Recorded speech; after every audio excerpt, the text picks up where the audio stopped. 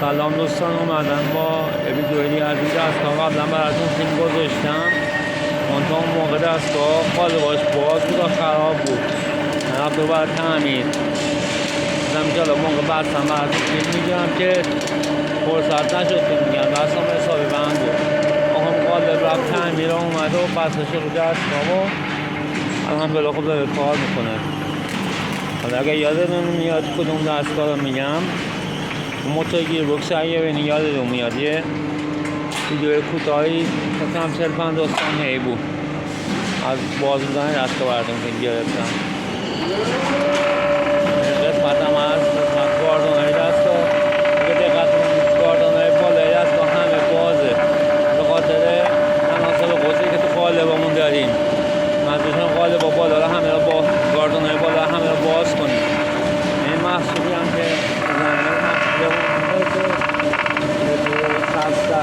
یعنی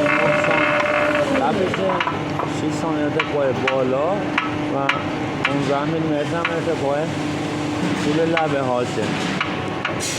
محصولی خوبی داره تولید میکنه الحمدلله. خب قالبا تازه ترش دادیم، همه شرایط خوبه. حالا از اون سمت دستگاه براتون فیلم میگیرم کامل. دستگاه اینجا تا اینجاست. این مرحله از قالبا میاد بیرون. قسمت تولکت دستگاهمون میشه. تولکت دستگاهمون اصطلاح اندازه دقیق میکنه، حالا دیگه اتومان هم میشه دا اصطلاح کار اتومان کنه تندیزش میکنه دا. از این قسمتی برشی دستگاه که طول دلخواهی که میخواییم رو بشبینیم. طول دلخواهمون خیلی حساسه. طول دلخواهمون میلیمتریه. مثلا این قطعه هست 3 متر 69 سانتی 8 میلیمتر، نهایتاً 2 میلیمتر تا 3 میلیمتر تولرانس هم داریم. دقت کنید الان قطعه وایستاد دستگاه برشم نامو برشه زده.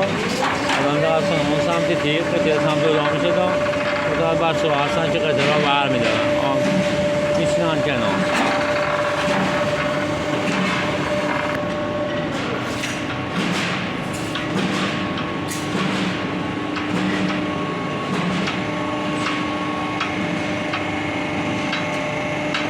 از این سمت دستگاه باز دوباره قطعه بعدیه دقت کنید باز دوباره برش میدن و تمام میشه دو همون که میاد دونه از هم جدا شده.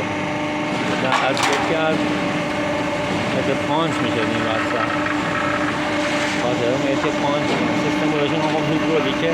این موتور پمپ مثلا هیدرولیکه سیستم برشون این قسمت آقا پشت دستگاه هستن. این سری از دلور هست که گرفتن باز دوباره تولکت دستگاه قالبایی دستگاه. قالبایی این سری کامل براتون بگیرم فیلمش رو ببینیم و مراحلی شکل گیری محصول چجوری هست. اولی دستگاه فیلم میگیرم و ادامه فیلم مشخصه.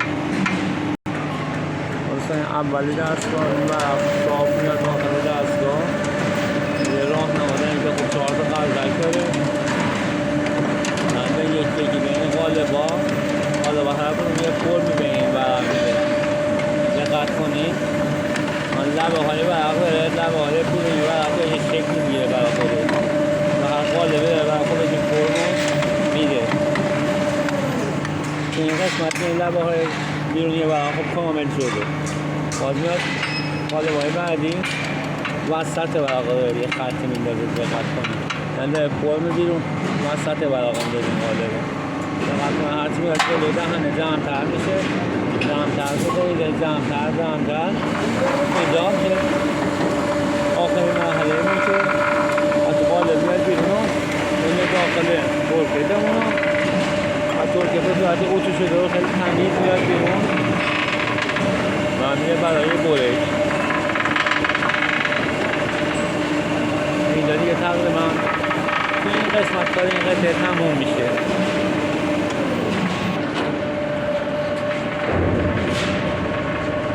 همچنین هم قطعاتی که این تولید شده قطعات صافت مشکل نداره، لبای صاف برشش بوده.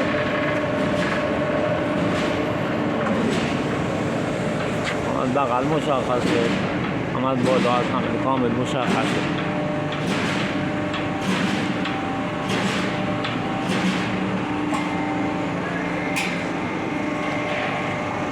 هم تابلوی کنترل این دستگاه هست، چیز خوبی یا خاصی نداره. یه سیستم مانیتور داره که مثلا بالا سمت چپ کود شاخه رو مشخص کرده، پایین تعداد شاخه مورد نیازمون رو زده، بالا پایین سمت راست تعداد شاخه‌ای که امروز تولید شده مشخصه. اینجا سیاهی هست، سیاهی رو پاک کنم و اینجا طول قطعه که تولید میشه بالا سمت راست طول قطعه تولیدی رو مشخص میکنه.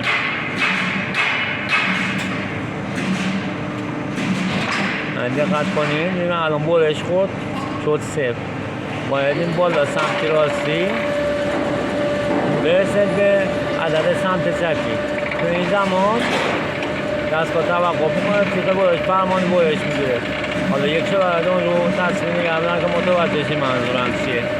سیستم مانیتور دقیقا خوب کارش همه تا هم تنظیم دستگاه به همینجا میرسیم. از خب من تنظیمات دیگه هم داره که اونا بیاد تخصصی چیزی سادش همینه. دقیق کنید 3720 هم دید چپه سمتی راستم الان تو 3721 22 این 3721 یعنی با 1 میلیمتر خطا باید میبوره. گفتم پایین هم سمت راست تعداد شاخه تولیدی مونه، بازار پایین سمت چپ تعداد شاخه مورد نیاز این قطعه هست. تابلوش هم چیز خاصی نداره. تابلو که کلید داریم که به سراغ کلید روشن شدن من به هیدرولیک که اون یکی داریم درایبمون رو روشن میکنه.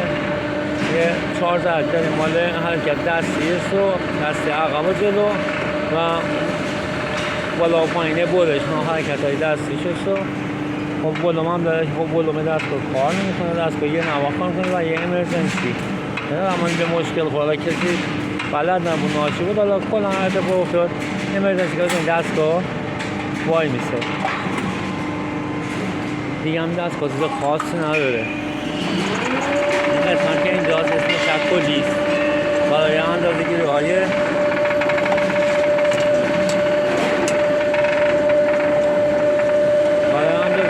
دقیق ازش استفاده کنم. برای حالا حد 10 میلیمتر به ما نشون میده کلی 30 سانت طولش است. اگه دقت کنید یه سری اعداد روش نوشته که با این اعداد میشه یه قطعه رو باشه اندازه گیری کنید.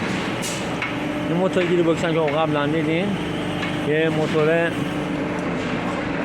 30 کیلوواته 1482 یه گیری بکس از این هلیکال خورشیدی ها و توسط اندازه به گیری بکس کتابیمون بحث شده. من یه گیری بکس کتابی یه تیکه هست که توسط این موتور گیری بکس میشرخه. این سمت هم توسط این واردانو بحث شده به دستگاه باعث شرخش این غلطکا میشه و شرخش این غلطکا باعث کشش این ورق فرم گرفتن این ورق میشه. این راحت این توضیحی بود که میشد برای این دستگاه بدید.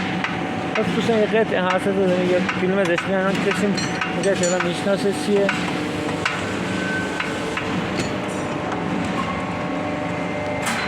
خصوصا قطعه حالا این دستگاه رو اینجا نگاه کنید. این دستگاه دقیقتون یه غلطکی رو برقه داره دیگه شرخه سمت چپ اینجا دستگاه کشتی نمیگم. حالا این دستگاه چیه؟ هرچی توضیح میده کار این دستگاه چیه؟ این ها بخونه که فایده با این فرمان دارم میگه. هرچی به این دستگاه توضیح میده کارش چیه؟ اونا چی کار میکنید؟ برای چی نگذاشتن اینجا؟ خداحافظ. یا خداحافظی که هم یادم رفت. دوستان اگه ویدیو رو تا اینجا دیدین مشت سابسکرایب مشت لایک شدن بزنین، که لایکی به ما بدین، نظراتتون هم بگین، خوشحال میشین. حالا خداحافظ.